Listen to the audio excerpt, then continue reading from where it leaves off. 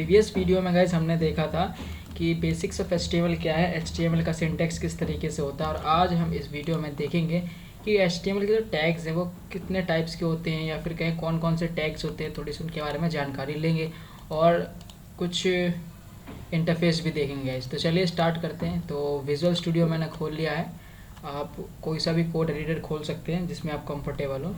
और यहाँ देखिए इस पिछले लेक्चर में जो हमने बताया था मैंने आपको, उसकी फाइल बनी है। तो मैं सेकंड लेक्चर स्टार्ट करते हैं यहाँ से। तो मैं यहाँ पे सेकंड फाइल बनाता हूँ, सॉरी .html।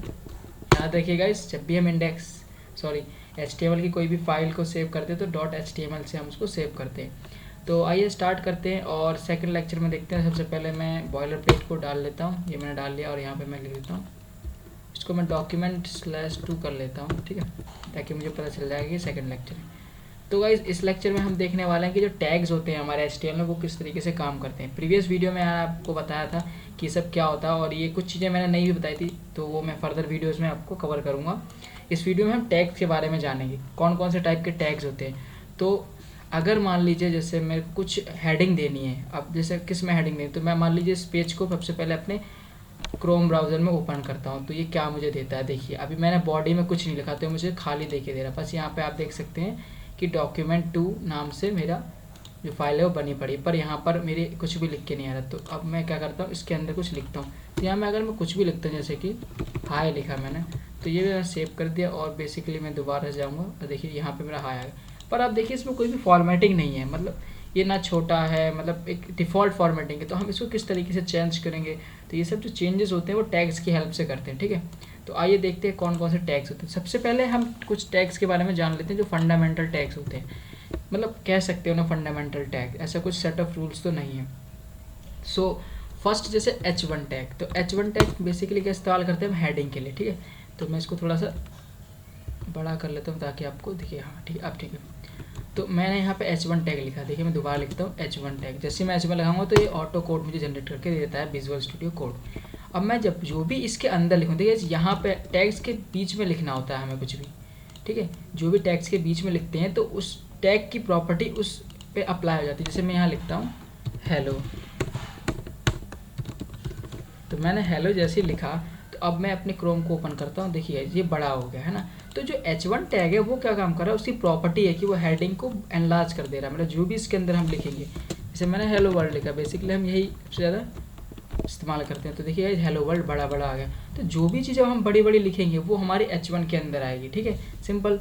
अगर मैं इसी चीज़ को छोटा करना चाहता हूँ थोड़ा सा, तो मैं इसको क्या करूँगा, H2 में डालूंगा। तो H2 में देखिए कितनी होती हैं, सॉरी H2 में कितनी होती हैं वो देखते हैं। जैसे मैंने H2 में डाला ये, तो H2 किस तरीके से काम करेगा, देखिए ये थोड़ा सा छोटा काम कर रहा है। तो इस तरीके से हमारे हेडिंग्स होती हैं। अब ये हेडिंग्स कहाँ तक जाती हैं ये थोड़ा जानना जरूरी है। ये H6 तक जाते हैं। कैसे, मैं आपको अभी इसको कॉपी करके मैं आपको बताता हूँ। देखिए कहाँ तक जाएंगे, H6 तक।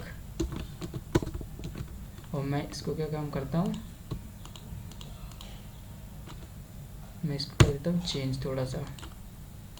तो मैं H3 लिखूँगा, H4, H5 और मैंने लिखा H6। सिमिलरली मैं यहाँ पर भी काम करूँगा। तो मैंने यहाँ लिखा H3, H4, H5, H6।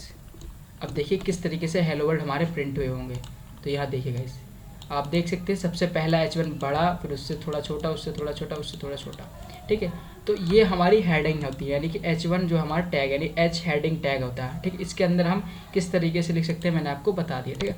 आपको एक चीज़ और ध्यान रखने में गाइस, वो ये है कि जब भी हम HTML में कोडिंग करते हैं विदाउट CSS, अभी हम CSS काम करें, तो जो भी हमारी चीज़ें होती है वो स्टार्टिंग होती है लेफ्ट साइड से। देखिए आप यहाँ से सारी चीज़ें यहाँ आ रही। अब मान लीजिए आपको कोई सी चीज़ या फिर कहते हैं हेलो वर्ल्ड है वो बीच में लाना, तो उसके लिए भी टैग होता है। मान लीजिए कोने में लाना है, यानी कॉर्नर पीस पे लाना, तो उसके लिए भी क्या होगा, टैग होगा आपको, ठीक है। तो ये हमें ध्यान रखना पड़ता है। इसके बाद चलते हैं आगे। तो मैं इसको ज़रा रफ कर देता हूँ यहाँ पर। मान लीजिए कि मैं अगर इसकी हेडिंग को मेरे को सेंटर में लाना है, तो मैं यहाँ बेसिकली सेंटर टैग का इस्तेमाल करूँगा, ठीक है। अब आप सोच रहे होंगे कि मुझे कितने तरीके के टैग्स को याद रखना पड़ेगा। बेसिकली आपको कुछ फंडामेंटल टैग्स को याद रखना पड़ता है, या फिर बाकी ऑटोमेटिक आपको वो याद हो जाते हैं, ठीक है। जैसे कि यहाँ देखिए सेंटर पे आ गया।